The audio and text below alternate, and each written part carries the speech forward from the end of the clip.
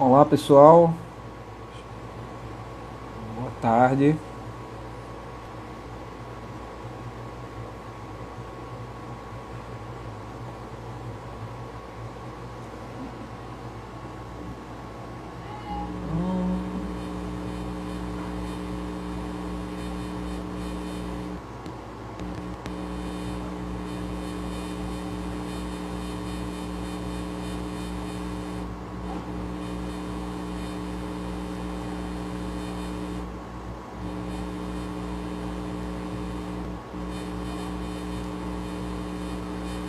Olá, tudo bem pessoal? Vocês conseguem me ouvir?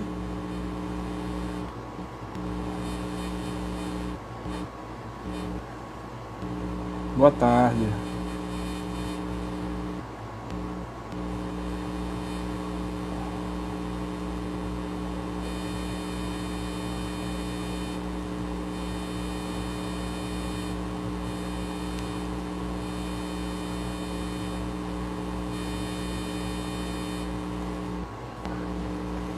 Ver se eu consigo chamar aqui a professora Luciana.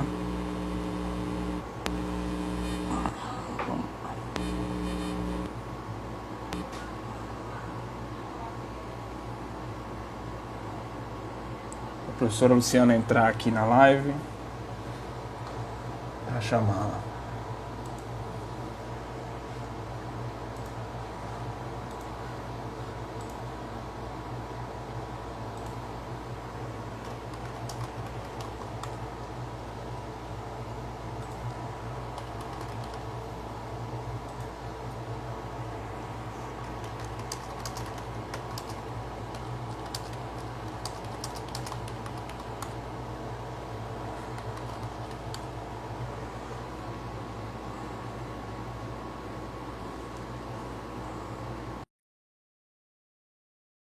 Fazer aqui o convite para ela.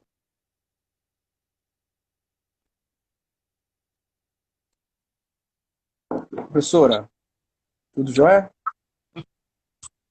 Boa tarde, estão me vendo?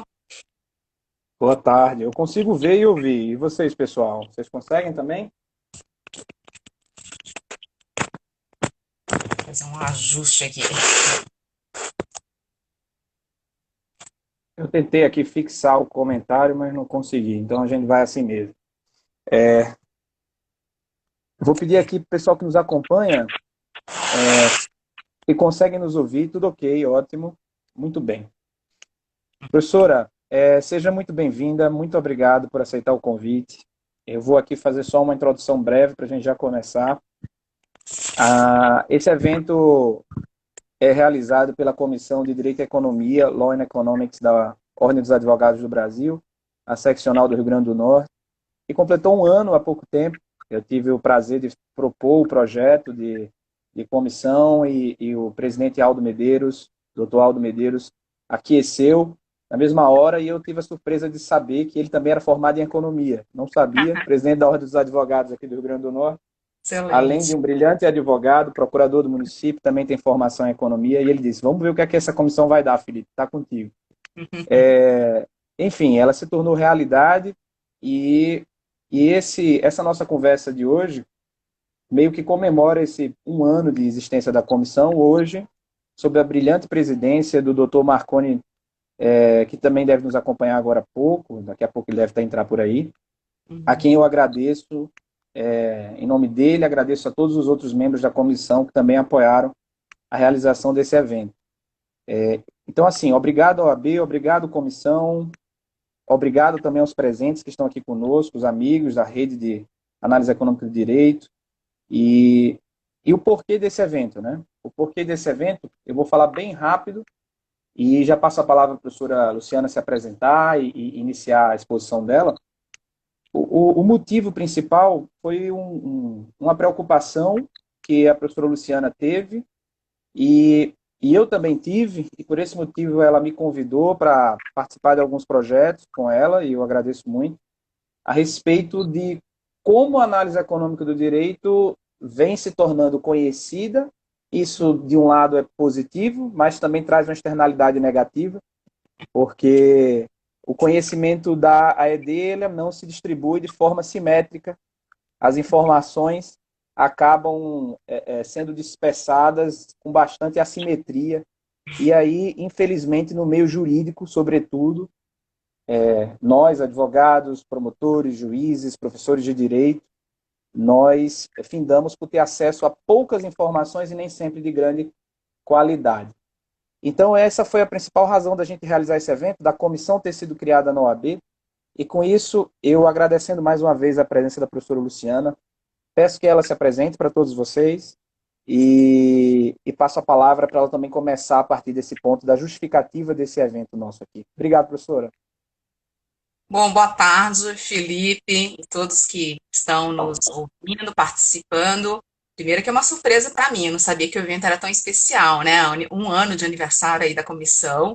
Queria dar o parabéns a você, Felipe, por essa iniciativa e parabenizar para todos os advogados aí no Rio Grande do Norte, porque é um privilégio, né? E não são todas, são pouquíssimas as OABs que têm, né, uma comissão especial de Direito e Economia. Eu quero parabenizar vocês por essa iniciativa, por essa inovação, né? Eu acho que assim é uma inovação no mundo jurídico, né?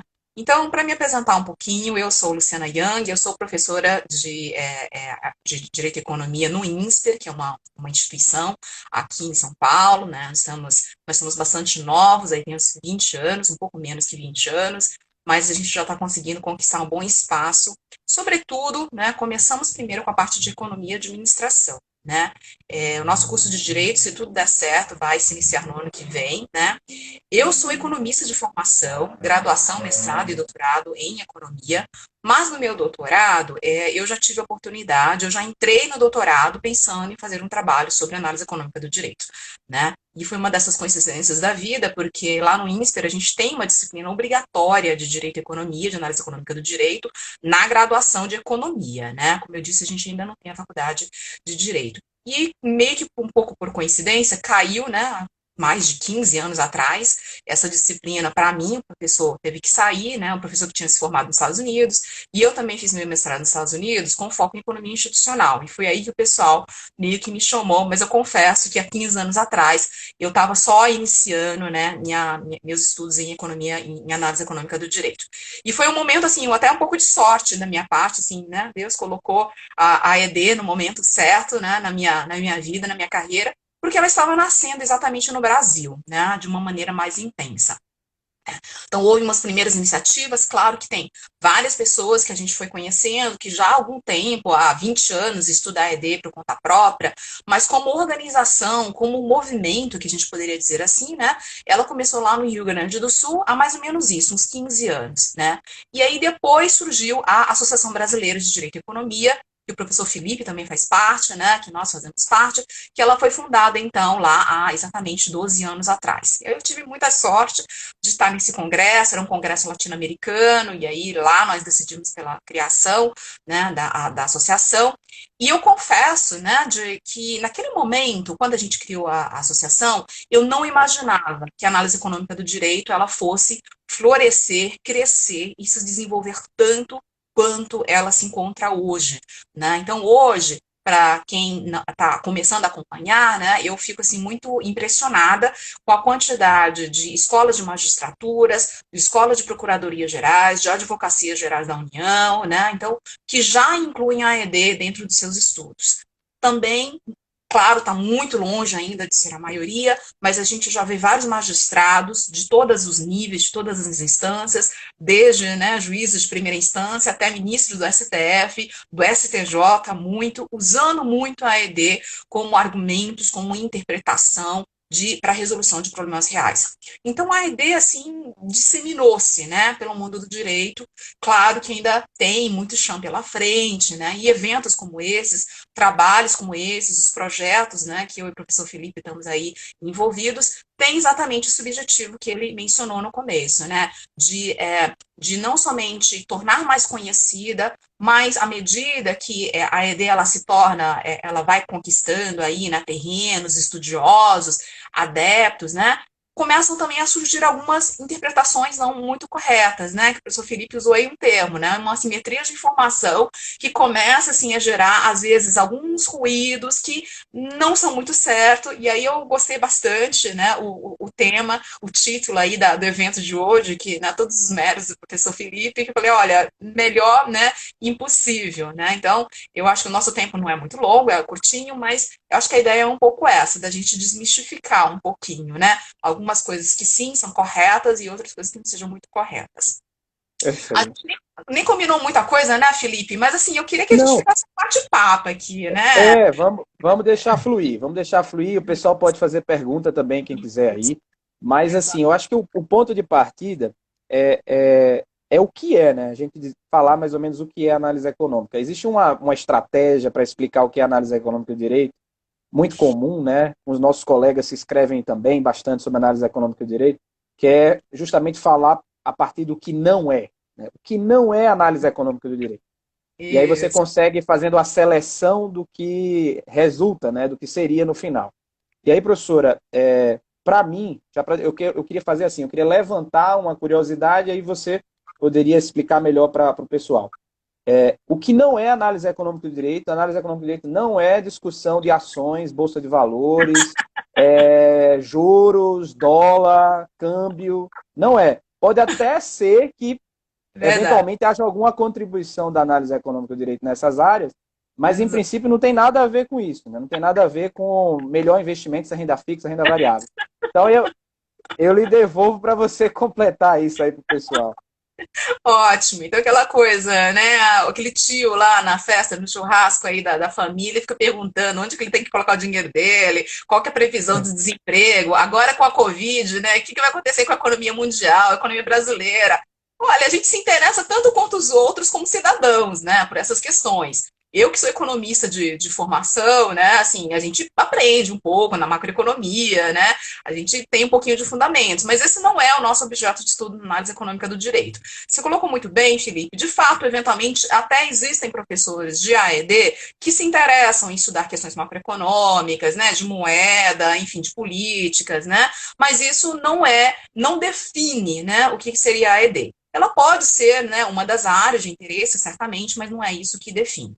Uma outra coisa que também não é, né, bem nesse escopo, né, ela pode até ser, mas ela não define integralmente, é direito econômico, né? Então, a análise econômica do direito não lida somente com questões de CAD, né, defesa de concorrência, cartéis, né, essas coisas, tá? De novo, tem um grupo relevante, inclusive, de pessoas dentro da AED que vão se especializar nesse assunto. Mas não é isso que define, né?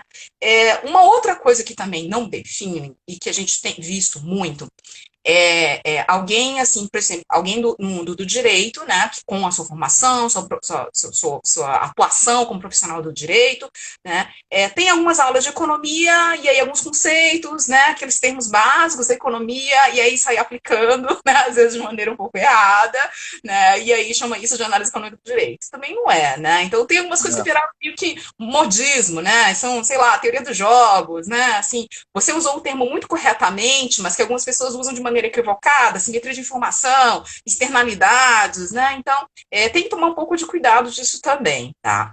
Bom, então, Luciana e Felipe, né? Vocês falaram um monte de coisa que não é o que é, né? Exatamente, o que é, afinal. Bom, olha, a análise econômica do direito, ela é mais um método analítico, né? Ela é um instrumento, né? Ela não é uma matéria, um objeto em si. Você pode aplicar, alguém uma vez usou muito corretamente, como se fosse uma lupa, uma lente que você vai usar, né? E aí você pode pegar essa lente para olhar vários aspectos do direito, né? Desde direito de contratos, direito econômico também, certamente, né? E até direito constitucional, né? Eu já vi gente usando a lente da ED para estudar direito constitucional, né? Direitos humanos, direitos fundamentais, por que não, tá? Então, basicamente, tem até uma perguntinha agora que está aparecendo, qual que é a relação aplicada entre a ED e comportamento, né, na análise jurídica? E aí, mais ou menos, eu ia falar, o Paulo, que está trazendo essa pergunta, né?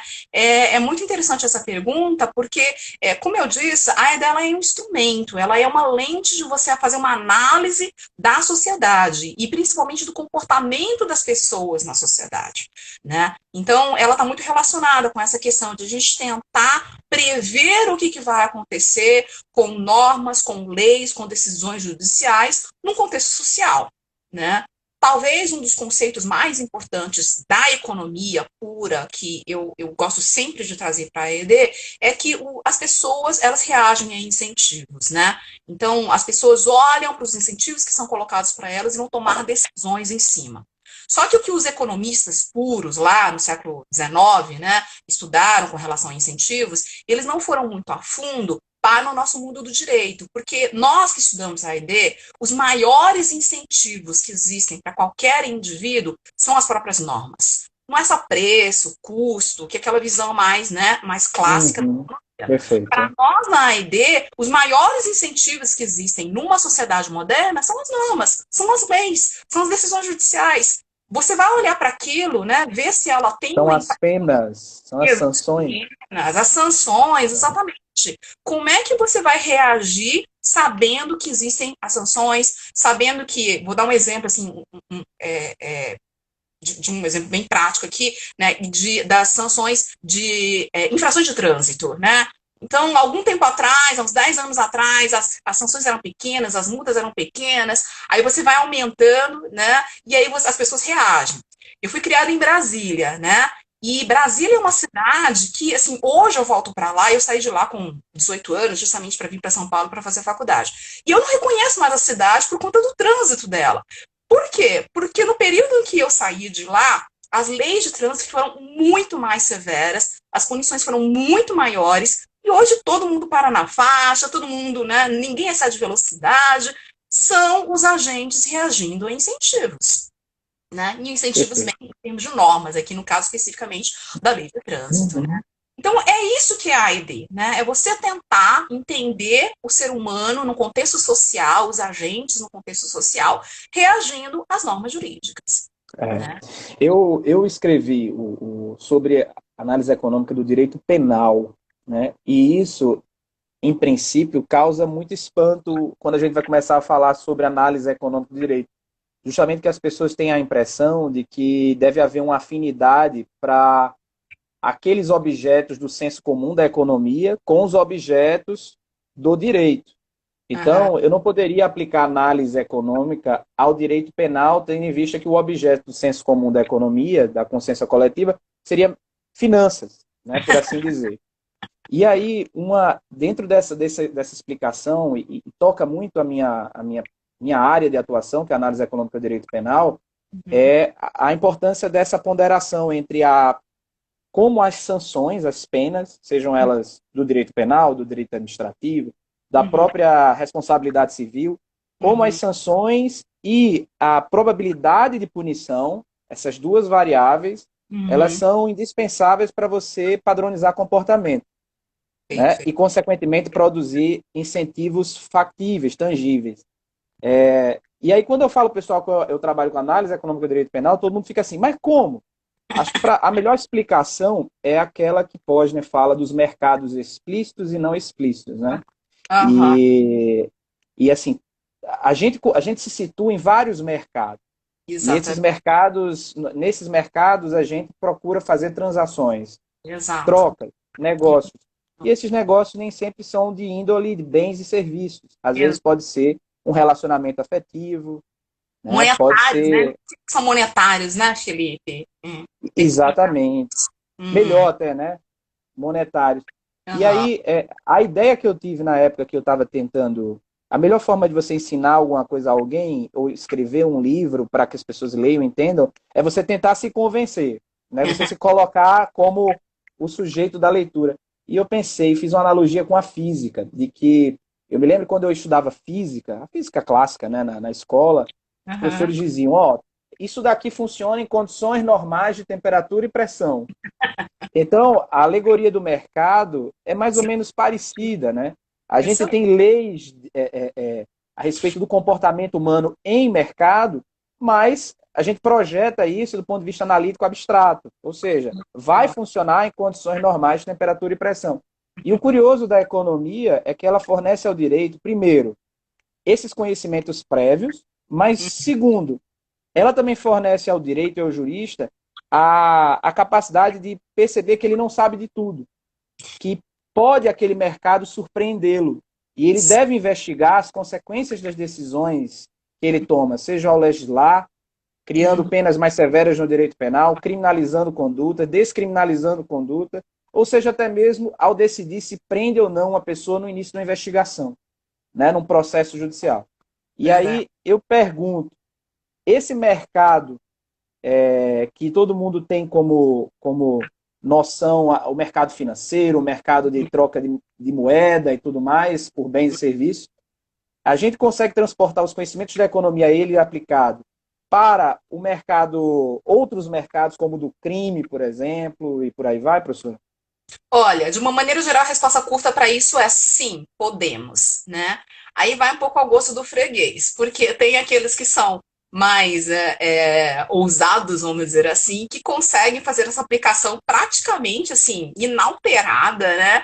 E mostrar que ela funciona muito bem para os mercados não convencionais, né? Os mercados não pecuniários. Eu não posso deixar de mencionar, para mim, assim, eu sei que ele não foi um grande, assim, o representante mais conhecido na análise econômica do direito, mas nesse sentido, Gary Becker, né? O grande professor da Universidade de Chicago, ele foi um microeconomista nato, aquele cara, assim, apesar dele ter feito a graduação dele em sociologia, na verdade, assim, o sangue dele corria 100%, né? Nas veias dele corria 100% de sangue microeconomista, né? Então, ele fundou 4 áreas dentro da microeconomia, né? E basicamente foi isso, né, Felipe? Trazendo um modelo clássico, né, de mercados normais, comuns, né, de bens e serviços, para quais áreas? Primeiro, discriminação. A teoria econômica da discriminação racial de gênero foi criada por ele no doutorado dele. Imagina, a pessoa criar uma nova teoria na tese de doutorado, né? São eles, né?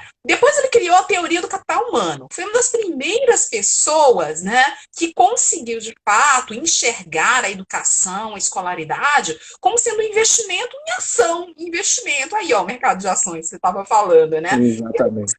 Esse brilhantismo, né, de associar um mercado financeiro que não interessa para muita gente, mas para uma questão que interessa a todos, que é a questão educacional, né? E aí, agora para a gente parece meio fácil, né? Parece, lógico que educação é investimento, mas imagina na época você dizer que educação é que nem investir numa ação na bolsa, né? Caramba, não é tão trivial assim.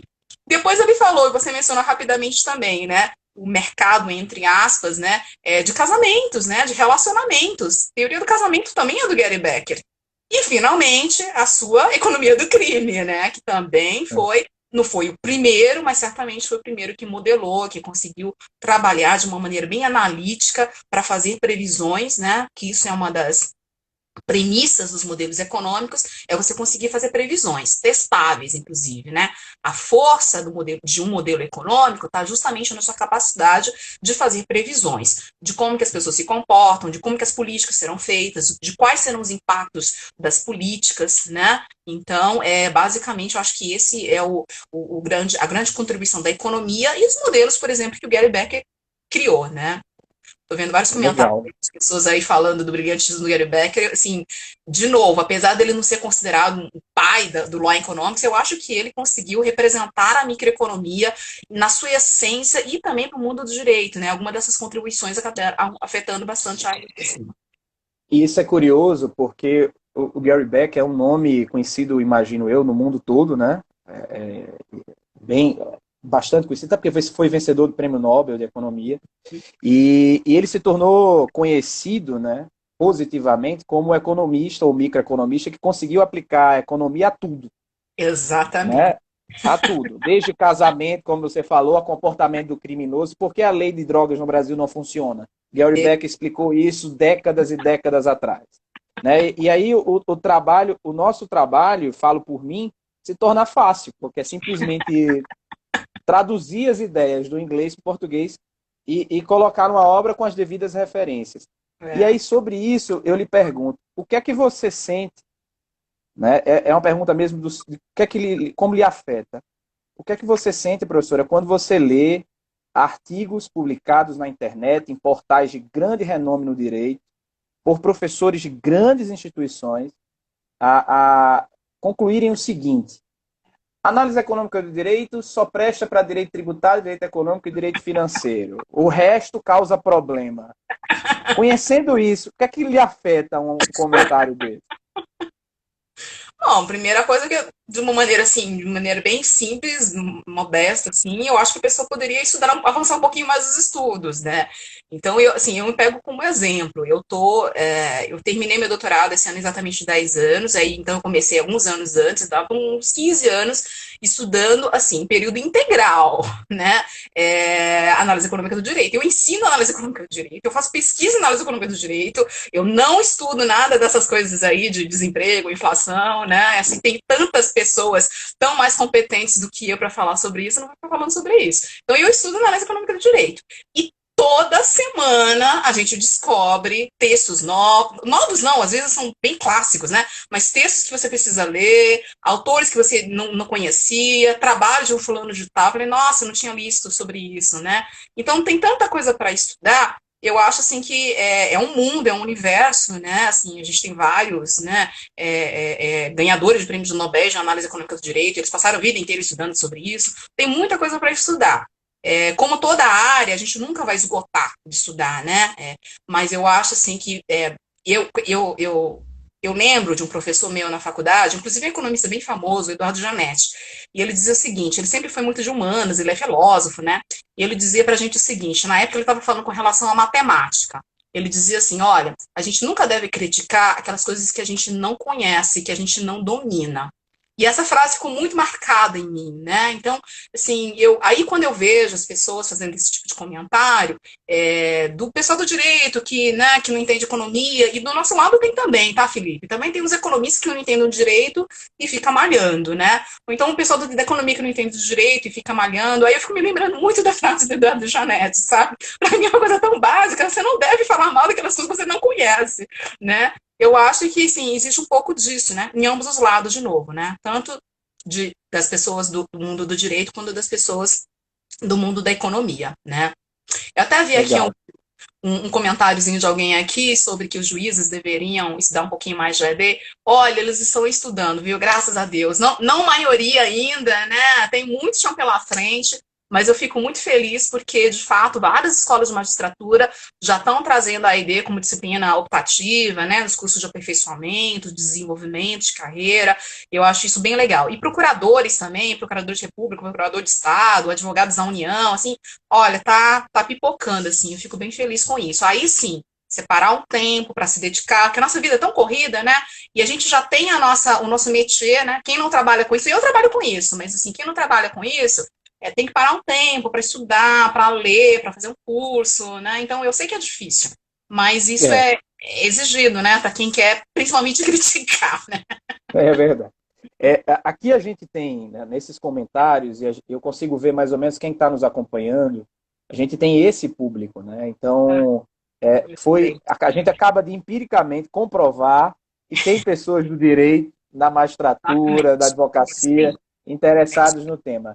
Além dos amigos e pesquisadores também, com bastante história aí na análise econômica, como Marconieti, Luiz Felipe Veloso, Cristiano Carvalho, Todo todo mundo esse aí. pessoal está por aí, o professor Samuel Gabay, aqui também de Natal, que hoje está no Rio de Janeiro.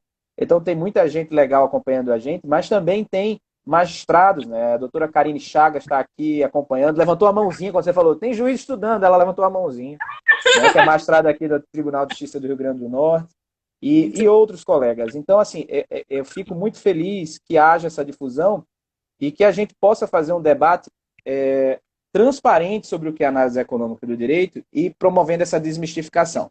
Com Isso. isso, eu queria lhe perguntar, porque assim, quando a gente começa a ler esses textos que fazem uma análise apressada, eu não acredito que seja má fé, seja realmente um desconhecimento, né? Uhum. O que eu percebo é que reduz muito a análise econômica do direito de uma visão superficial da obra de Richard Posner, que é Certo. um autor Isso. entre dezenas e centenas e talvez milhares de autores Verdade. consagrados na área. Verdade. através da doutora Flaviane Bittencourt, que é professora da UFPE, Excelente. pois é, eu comecei a conhecer anos atrás a nova economia institucional. Perfeito. E a obra de Douglas North e tudo mais. E eu queria, e você também é dessa área, né, professora? Você também bebeu muito nessa fonte. Eu queria que você explicasse, pessoal, essa corrente dentro da análise econômica do direito, para vocês perceberem que não se confunde com a ideia de eficientismo, né, algo nesse sentido. Claro. Olha, na verdade, assim, a economia institucional, de maneira geral, ela foi, assim, a ponte, né, da economia para o direito. Foi através dos institucionalistas que os economistas, não que eles não sabiam que existia o mundo do direito, logicamente, né, todo mundo vive no mundo real, mas foi os primeiros acadêmicos dentro da economia que falaram, vamos tentar ver o que tem lá do outro lado de lá, né? E aí, assim, na verdade, a primeira corrente que eu tive aí, o contato, na verdade, né, ela foi com a chamada antiga ou velha economia institucional. Então, foram os primeiros economistas americanos, né, inclusive de um estado específico, eu fui estudar lá naquele estado em Wisconsin, né? Então, lá surgiu a economia institucional, ou the institutionalist economics, e aí eles falaram, olha, a gente precisa estudar o direito, a gente precisa entender as instituições formais e informais também, né? Só que um grupo seleto aí de economistas lá do começo do século XX, virado do século XIX para o século XX, eles foram fazer políticas públicas, né? Então eles percebiam, sentiram na pele a importância do direito. Só que eles não conseguiram formalizar isso, né? Então, de novo, a economia tem, né? Toda a ciência tem as suas premissas, né? Suas regras, e eles não conseguiram trazer muito isso para a teoria. Lá na década de 1960, surgiu essa corrente com alguns grandes nomes, né? Um dos primeiros foi o Douglas North, mas depois, mais recentemente, a gente teve Williamson, que acabou de falecer, né, nesse ano, né? A gente teve vários outros, a Elinor Ostrom, juntamente com o Williamson, também ganharam o prêmio Nobel, o professor Douglas North também ganhou o prêmio Nobel, na área de economia das instituições, né, na nova economia institucional. E hoje, a economia institucional, assim, é um universo, né? Você tem gente que estuda economia institucional que não tem nada a ver com a ED, né? Então, eles estão estudando instituições informais, né? Então, a gente tem o próprio Douglas North estudou bastante, tem um dos alunos dele, que depois se tornou muito conhecido, professor de Stanford, um historiador, Avner Graff, estuda a importância das instituições informais no desenvolvimento da humanidade. Ele estudou especificamente a Idade Moderna, né? Como é que a Europa saiu da Idade Medieval para a Idade Moderna, baseada em instituições informais. Esse pessoal não tem nada a ver com o direito, só que tem a sua importância, né? Então, e é um assunto fascinante. Na verdade, eu gostaria muito de ter mais tempo para me dedicar a isso. Aí a gente tem um grande grupo de economistas institucionalistas que focaram os estudos nas empresas, nas firmas, né? Então, na economia a gente chama de firma. O Williamson é um deles, né? Então, eles estudaram muito a importância das instituições dentro do contexto de firmas, de organizações, porque o próprio Ronald Coase, que a gente ainda não falou, né? O primeiro trabalho do Ronald Coase foi sobre identificar uma coisa chamada custo de transação, que naquele paper de 1936 ele não chamou de custo de transação, foi dado o nome depois, mas tentando entender o surgimento das empresas, das firmas na humanidade, né, nas economias, né? Então, tem o Williamson, a Elinor Ostrom, que estuda muito a questão também de propriedades comuns, né, de outras questões que não são muito, tão ligadas ao direito. E hoje, né, também a gente tem uma grande corrente, talvez o grande nome disso é o Daron Acemoglu, né, que é um economista turco-americano lá do MIT, brilhantíssimo, né, o cara que mais publica artigos e papers em toda a economia, assim, de longe, né, que ele vai muito numa linha, assim, de seguir o que o Douglas North fez, mas agora já super empírico, rodando muito dado, muita econometria, para estudar questões de desenvolvimento econômico.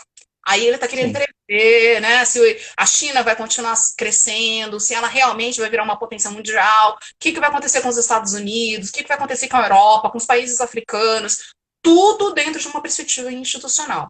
Então é um mundo, assim, né? É um mundo enorme, um universo assim para quem quiser estudar. Não, pode ser de uma maneira mais conceitual, uma maneira mais empírica, e claro, o pessoal que acaba pegando, né, a economia institucional para ir para o mundo do direito, né? Então é aí de novo repetindo que começou, né, a relação da economia com o direito de uma maneira mais analítica.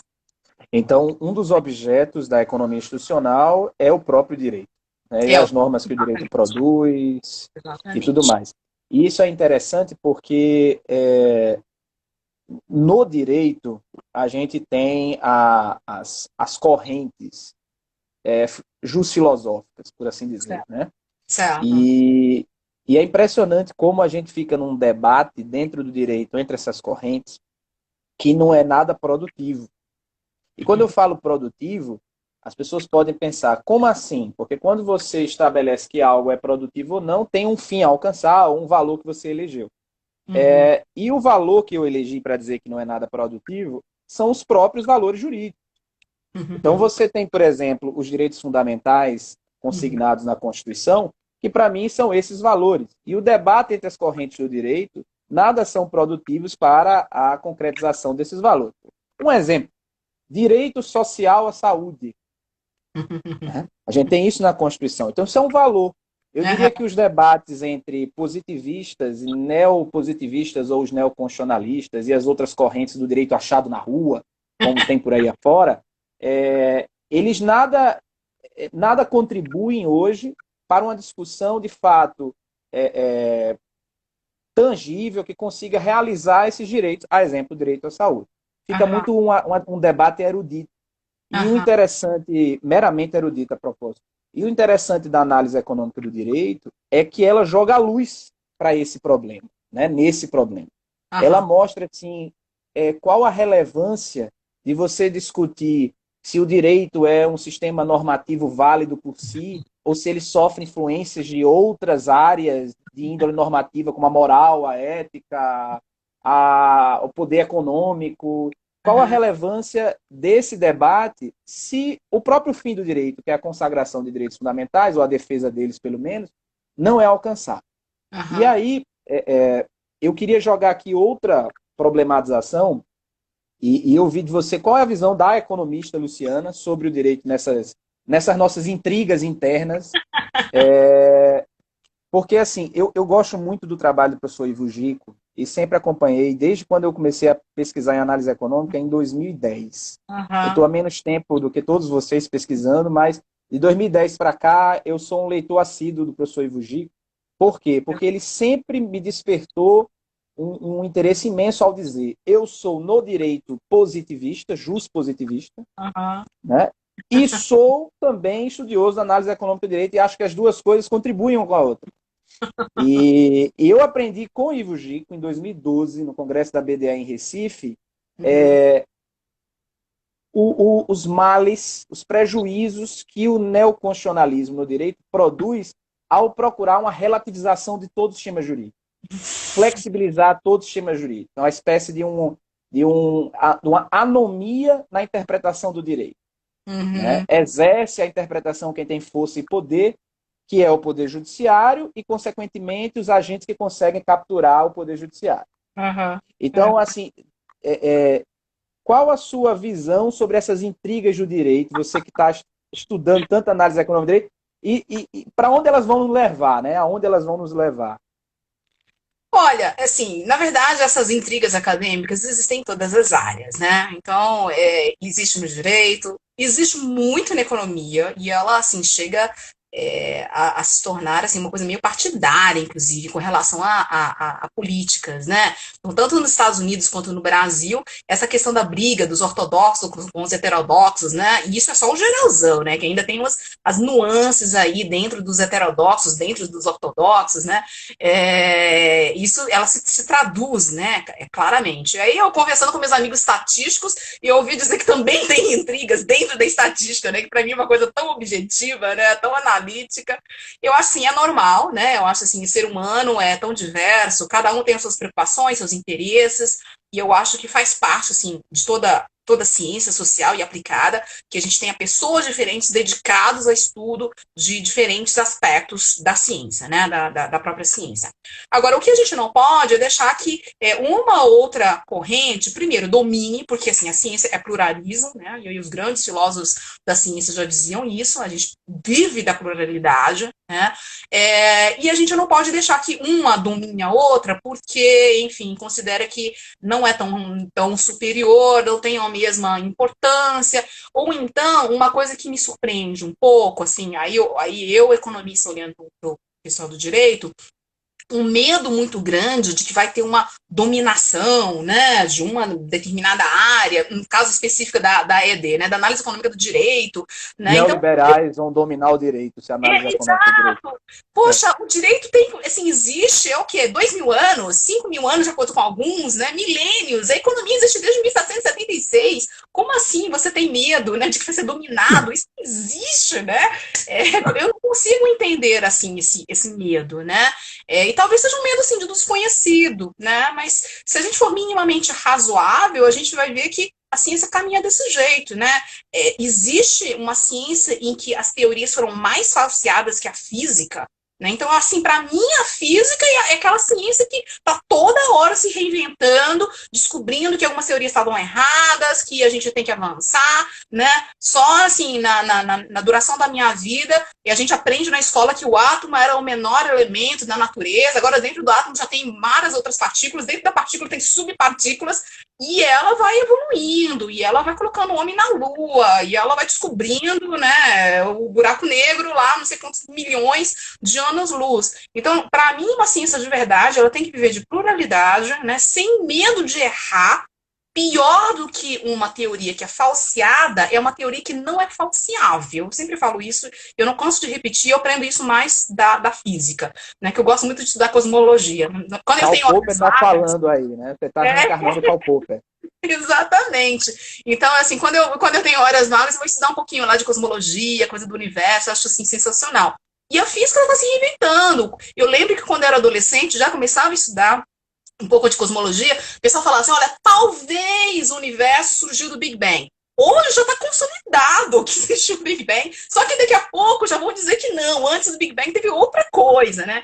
Eu acho isso Sim. sensacional, né? Uma ciência que evolui dessa maneira, que não tem medo de errar, de não ter medo dos grandes mestres, que até eventualmente ganharam o prêmio Nobel, um dia serem falseados. Então, eu acho que as pessoas não deveriam ter medo no direito, na economia, né? Isso é bobagem. Isso é uma grande bobagem. Perfeito. Perfeito. E aí, pegando esse gancho, qual seria a importância, por exemplo, da análise econômica, na sua perspectiva? E aí eu quero fazer uma ponte com a jurimetria ou econometria, e Uhum. você é uma pesquisadora de referência no país, para o próprio funcionamento do Poder Judiciário, para o Poder Tá. Judiciário como esse agente de aplicação do direito. E aí eu faço só uma referência rápida, aqui um parênteses pessoal, aquela minha discussão sobre não ser produtivo o debate entre neoconstitucionalistas e juspositivistas não deixa de ser uma defesa de minha parte dos conhecimentos dos realistas jurídicos, né? Dos discípulos de Kelsen, como Alf Ross foi, por exemplo, e que se preocuparam em dar um upgrade, um juspositivismo 2.0, analisar como a norma é produzida entre os sujeitos da norma, né? Quais são os efeitos da norma entre os sujeitos da norma. E se ela garante a sua eficácia, porque desde a teoria pura do direito, a eficácia está presente no discurso kelseniano, Norberto Bobbio e tudo mais. Norberto Bobbio termina sua obra com uma publicação já, salvo engano, após sua morte, cujo título era Da Estrutura à Função, em que o próprio Norberto Bobbio produz uma série de artigos dizendo é importante a gente, que é justpositivista, transcender a discussão da estrutura, porque ela já se estabeleceu, Uhum. para discutir a função do Uhum. direito, ou pelo menos os efeitos que essa estrutura produz na sociedade. E Uhum. aí, eu faço essa ponte para dizer como o Poder Judiciário, que é justamente esse agente, esse ator político Uhum. que realiza o direito, né, que tem o Uhum. poder de realizar o direito, Uhum. pode ser estudado a partir da jurimetria ou da econometria. Qual a importância dessa área? Perfeito. Bom, isso aí é um assunto que está no meu coração, né? Assim, eu estou me dedicando bastante. Dentro da ED, eu tenho me dedicado bastante a esses estudos, né? O estudo sobre o que a gente chama de comportamento judicial, ele é relativamente antigo, né? Na verdade, desde o começo do século XX, o pessoal nos Estados Unidos já começava a estudar um pouco disso. Só que, Sim. ultimamente, a gente como humanidade, nós temos nos beneficiado por conta da tecnologia, né? Então, a própria econometria, ela começou a se desenvolver mais na década de 80, né? O grande salto está acontecendo. É um pouco que nem a inteligência artificial, que a gente vai falar daqui a pouquinho na geometria. O crescimento dela é exponencial, né? Então, ela demorou bastante na humanidade, né? Parada, e aí chega uma hora que ela começa a avançar e quando ela avança, ela não para mais, né? Com a econometria foi assim também, né? Então, os modelos que eu estudei há 12 anos atrás, 15 anos atrás, no meu doutorado, que eram assim, a fronteira, eu lembro do meu professor de econometria falando, é fronteira, né? Os alunos estão estudando agora na graduação de economia, né? Então, as coisas estão indo muito rápido. E a mesma coisa com a inteligência artificial. Né? Então, a inteligência artificial, o pessoal da computação, né, que é da engenharia de computação, eles mostram, eles têm dados disso, da evolução ano a ano, né, da capacidade dos computadores, de processamento dos computadores, quantidade de dados. E é literalmente exponencial, né, se você traçar aí a quantidade deles. Né? O que essas coisas, para quem não conhece muito, como que ela vai poder ajudar a gente a estudar, principalmente questões judiciais? Bom, o Brasil, sobretudo, é um país altamente litigante, né? O nosso judiciário bate todos os recordes em termos de quantidades de processos, né? Assim, realmente, os nossos juízes aí é uma coisa de super-homem e mulheres maravilhas, porque não é possível. Você conta a quantidade de processos que cada juiz analisa, decide por ano, lá fora, as pessoas não acreditam, né? Comparar o STF com a Suprema Corte Americana é brincadeira, né? Assim, é piada, né? A Suprema Corte Americana decide o quê? 200, 300, 500 no máximo, né? E algumas nem com nem com todo o grupo, né? Com todo o colegiado. E a gente aqui, né? Nos 80 mil. Eu lembro que acompanho mais nesses números, que bateu o recorde de 130 mil decisões por ano, sabe? Assim, é surreal isso, né? Ninguém consegue entender. Bom, para alguma coisa ela serve, né?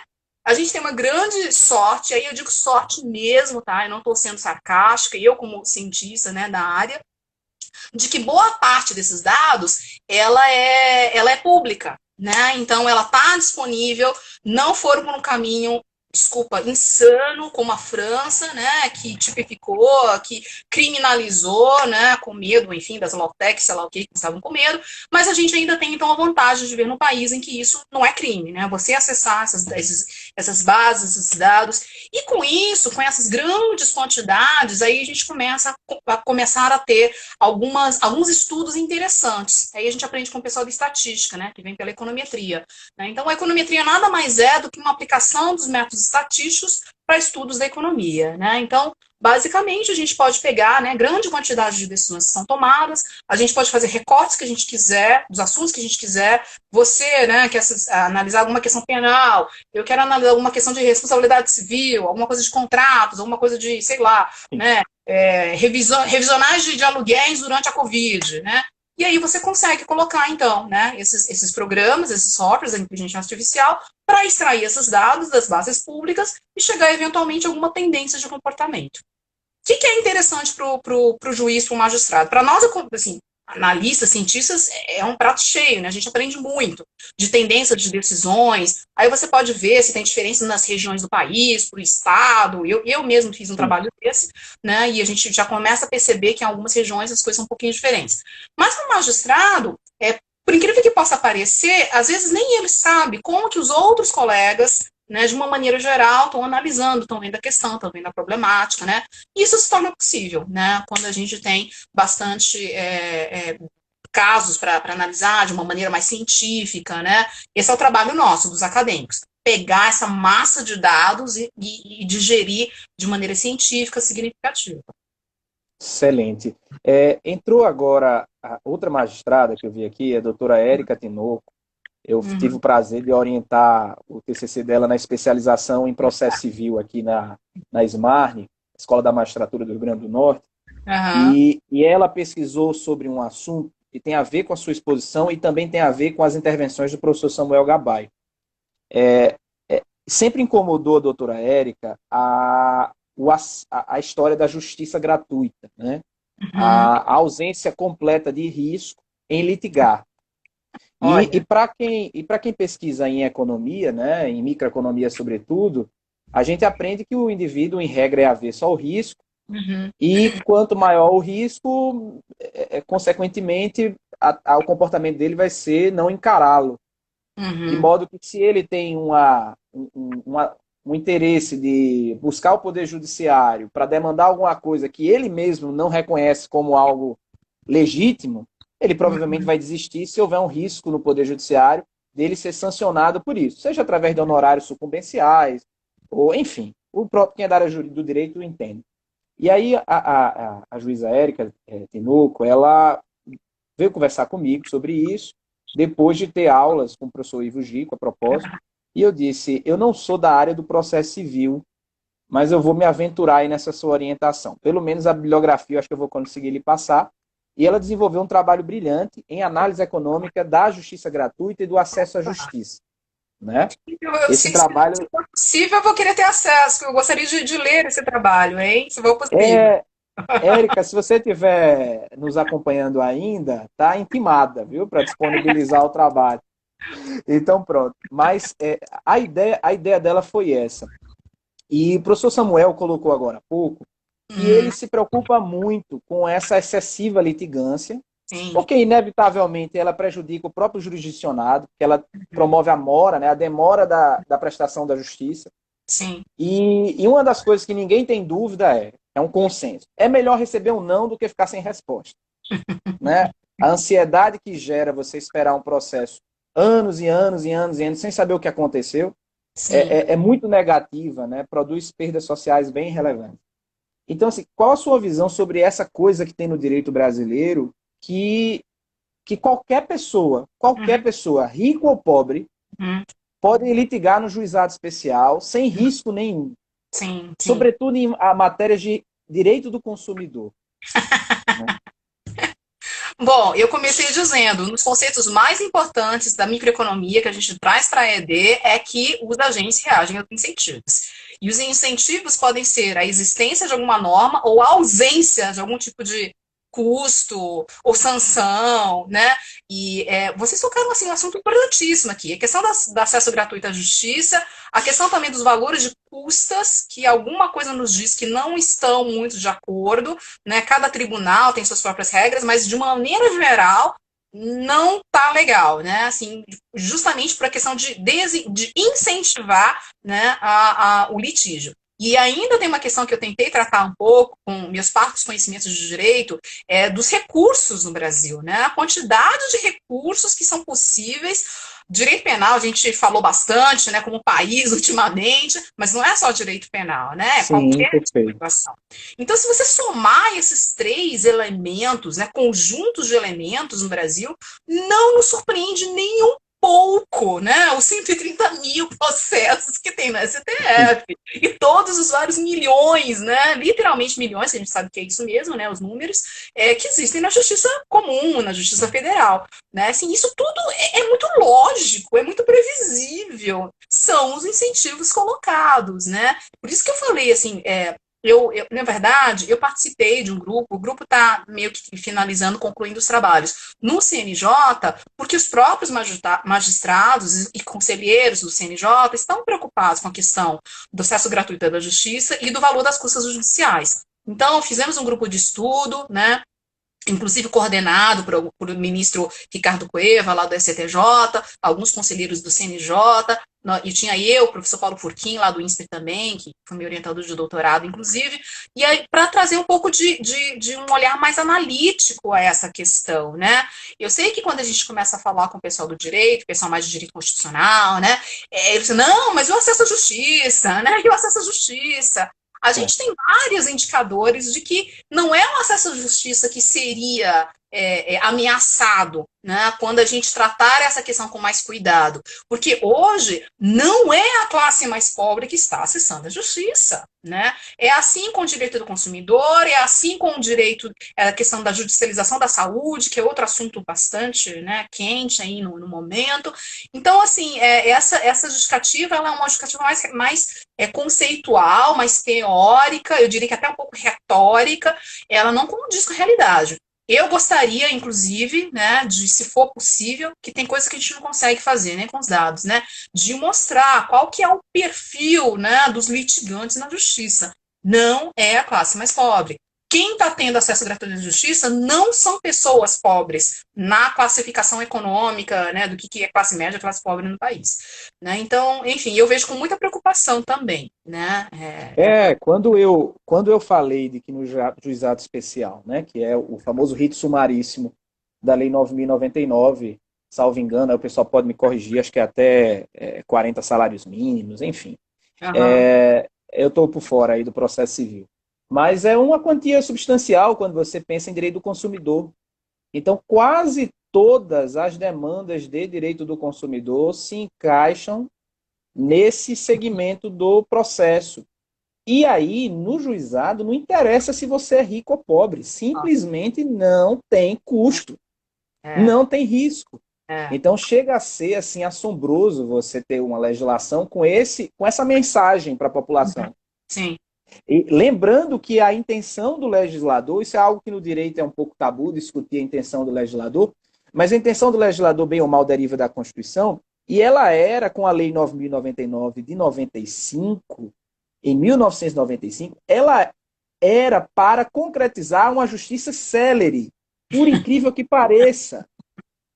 A criação do juizado especial era dar celeridade às demandas e ao resultado das demandas. E o instrumento que colocaram dentro da própria lei é a ausência de risco em demandar. Né? Chegou o absurdo de eu com a minha pouca advocacia, mas recomendar a clientes, dizer, não, entre jogar no juizado, vamos colocar na justiça ordinária, comum. Porque ela que era a que mais demorava, hoje demora menos. Pois é. A gente aumenta o valor da causa e vai para a justiça ordinária. E chega a ser patético. Uhum. E aí, assim, para a gente, talvez, já daqui a pouco vai finalizar nosso tempo, mas eu queria que você apresentasse, fizesse suas considerações finais, professor. Eu já lhe agradeço muito por essa conversa. Para mim é uma honra tremenda. A gente foi acompanhado por bastante gente, uma média aí de 30 e poucas pessoas frequentes. E eu queria que você fizesse suas considerações finais, mas sem antes falar para o pessoal do direito o que significa bens privados para a economia.